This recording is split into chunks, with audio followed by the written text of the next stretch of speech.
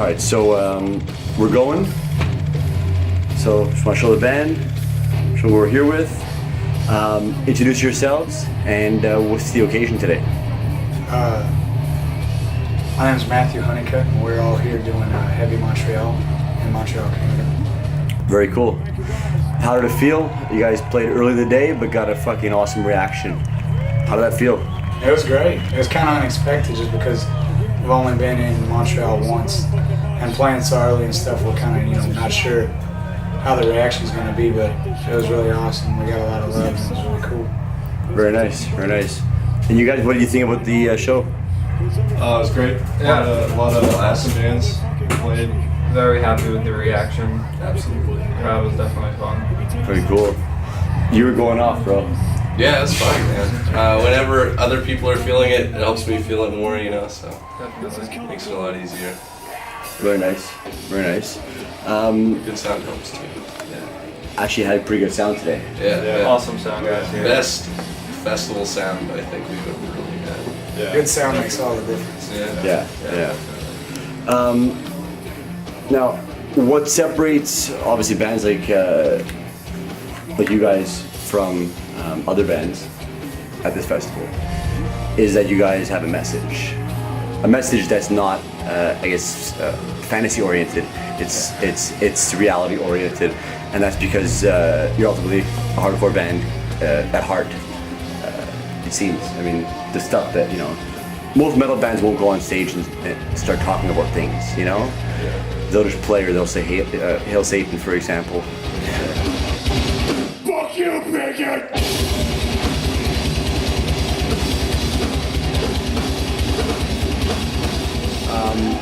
Obvious question, some of the issues that were raised. I come from a broken family myself, so it got me into hardcore for many, many years. It helped me through most of my childhood.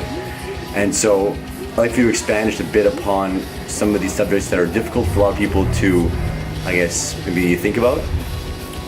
You bring these things to the forefront. Talk about the importance of bringing real issues to the forefront, and how you develop the courage to be upfront with your views and with your opinions. I mean, the way I see it is for instance, we're here in Montreal. This is the second time we've only been here, and traveled like 10 or 11 hours to get here for a 25-minute block of time. And it doesn't matter if we're playing a show like this, we're playing a local show back home. The way I see it is we have one shot and one opportunity to get people to hear what we're about. A lot of bands get on stages, and if they want to, it's their right, no matter what, to talk about whatever they want. That's the beautiful thing about music. That's what's awesome about being able to share your art with people. Just for this band in particular, we've tried to kind of use it more as a tool to kind of reach out and just help people that are like us. Because the thing about it is, the thing that's kind of sad is the stuff that I get up there and talk about a lot of the time is it's super relatable, because it's bullshit that happens to everybody. You know what I mean? I mean, like you just said, coming from a broken home, a lot of people come from broken homes. That's one reason they come to stuff like this. This is a family. This is an escape. You know what I mean? And I just see it as it's kind of our duty, that if we want to go up there and present ourselves in a certain way and say things that might not get said a lot, that we should do it, to the best of our ability and with conviction. You know what I mean? Because a lot of bands, there's 1,000 gimmicks in the book right now. You know what I mean? You walk from stage to stage. Doesn't matter what show you're at, where you're at. There's going to be bands that have something to say. There's going to be bands that don't have something to say. And it's not a positive or a negative. Music's music, you know what I mean? But for this band in particular, it at least kind of makes all of us happy that people appreciate that what we're saying means something. Because it's not wasted breath. We're out, we've been going on 5 years grinding this shit out, you know what I mean? So it's kind of like, for people to reciprocate back that they care about what we're saying, or that it comes back, that's at the end of the day, that's what it's all about. That's what we're in it for. Very cool. Earth Crisis played a show a few weeks ago at Montreal Rock Fest, this huge fucking rock fest extravaganza. And they're obviously a band that has a message, but they also have some serious riffs. Absolutely. Yeah. So I think the message is key. It's key. So is the riff, and so is the song. Talk a little bit about the songs that you guys write and how they move people. When people are moving, they're more receptive to hearing, I guess, powerful messages, right? If they like the music, if it gets them, they're more inclined to listen to, let's say, a frontman speaking about shit like that, So talk a bit about how, I guess, your songwriting approach connects with the message and, why it's able, or how it's able to dig deep in people's souls, because that's kind of what your shit does. Well, we don't necessarily try to, make anything super exciting or anything. That we just try to make music that we're into, and we're into aggressive music, we're into fast music, heavy music. So, I don't know, we try and make something different that collectively brings all our influences together and, grabs people. But all in all, as far as the message and lyrics go, Matt's the genius behind that, and we kind of collectively agree, Yeah. And so he's the mouth, and we're all kind of the brain working together, It's very cool. Obviously, Pantera, a band that I've been fans of my whole life. I saw them in Montreal numerous times in the 90s. I'm in my 30s, so I caught the Far Beyond and the Tranquil cycles, You guys obviously have a bit of that in your sound. It can't be denied, whether you do it deliberately or not. I obviously hear the Pantera in there, that Texan slam, Right. Was that obvious? To what extent have they influenced you, for example? To be honest, it wasn't really anything we ever really just shot for. It just stuff we wrote. It sounded cool, and that's kind of how it came out, And I'm not complaining. Pantera is a fucking awesome band, And to be compared, to have parts that hit like Pantera did, that people say that, and I think that's awesome, Huge compliment. Yeah. Very cool. We gotta get back to the message a bit, because I think it's very important that, I was a social worker, okay? I worked for Big Brothers Big Sisters, and I would I'd volunteer with kids, and then supervise volunteers who work with kids from single parent families, okay? And that's what I came from as well. A lot of us did, I think. You speak directly about that. Why do you think a single parent family's abandonment of one's family is such a common thing in society? It seems to be getting more and more common. So many divorces, families, so many broken homes. What are some of the factors you feel are could be responsible for this unfortunate trend? I firmly believe that you can trace back the majority of the problems in the world, every nation, to the breakdown of the family unit. I think that people, the kids stop respecting the parents and the parents stop raising the kids. It just turns to shit, It's everybody, especially in our generation, a lot of, older people want to say that we're the entitlement generation, that we feel that we're entitled to certain things, and I feel like, maybe it's bold for me to say, but I feel like the one thing in life that you should be entitled to is your parents' love, And a lot of people strive for everything but that. I've seen so many families that have, a good structure, and people just walk on it. They take advantage of it. And then I've seen other families that they try as hard as they can to keep together. They don't have a whole lot, they never had a whole lot, but they had each other, and that's all that matters. And as far as, the trend continuing, that's the sad cycle is, it's one thing to grow up that way, it's another thing to repeat it, A lot of people, they hate their parents, they hate the way they were brought up, but they don't do shit about it. They just, fuck the world, I'm gonna go do what I want. They get into relationships that, there's no love, they get into relationships where there's no trust or anything where it's built, because there was none to begin with. And I feel like it just takes a conscious mind to say, okay, I don't want that for myself.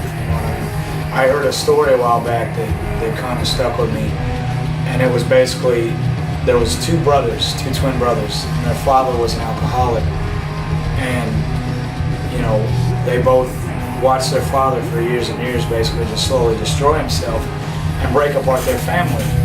And then later in life, one of their family friends kind of got back in contact with him and met up with both of them. They were both from, lived in different cities, did different things.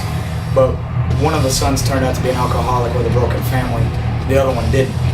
And the friend of the family asked the first son, why did you turn out this way? And he said, I watched my father. That's it. He asked the second son the exact same thing, and he said the exact same thing. I watched my father. It's at the end of the day, the only person you have control of, and the only person that you're accountable for is yourself. You can grow up in a shit situation, but it's up to you to get yourself out of it. And I'm not saying it like I know I struggle every day on where the fuck my life is going, you know what I mean? And there's times where I wish I would have had people like you in my life that would have tried to guide me. I had a good unit, but even though I had family members that cared for me, nobody agreed. It was always a battle no matter what. So within caring people, there was no structure. So I feel like that's one reason that I'm so attached to music and so attached to doing this, is because, it's structure within chaos. You know what I mean? We can live our lives, we can do exactly what we want to do, but we're able to share what we create with other people. You know what I mean? The things that we didn't get earlier in life, or the things that we thought maybe we were entitled to, we're able to create with this. We're able to create love out of nowhere, you know what I mean? To be able to come to Montreal and share this with other people sets things straight. Music sometimes can be the best adopted family anybody could ever ask for, and to take advantage of that would be absurd, you know what I mean? I think that music's a beautiful thing, and it really helps a lot of people, because a lot of people, they never had any help to begin with, so it really helps.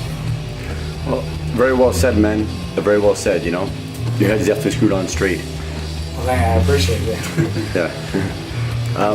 What is next for you guys? What do you guys have in the cards? And yeah. I think we get heading home after this. We have a couple days to get home. We have a couple months off. We're just gonna relax, start writing for some new stuff. Do a short headliner in early November, and then we're opening up the tour at the end of November with Mirror, Acacia Strain, Stressing Path, and Fifth King. So that's November through almost till Christmas. And I think that's it for this year. Hoping to get overseas early next year. That's what we're shooting for, so we'll see how that turns out. Very cool. Talk about the experience a bit of working with Scott and Leah. Those people are, Awesome. They've been a pillar of the new uprising of metal, actually. It kind of started in Boston around there, and then it kind of became the next worldwide movement. So talk a bit about the experience working with them. When did we start working with them? Like 8 months a year? Over a year ago? In December, I feel like. Ish. It was a while back though, but yeah, we've been working with them for a while, and as soon as we started working with them, just things picking up. They're getting us great opportunities. Like today, getting to play in front of this many people with all these awesome bands. I grew up listening to these bands, So it's, the fact that we're getting to do this, we can credit to them. They got us hooked up with Mike at Artery.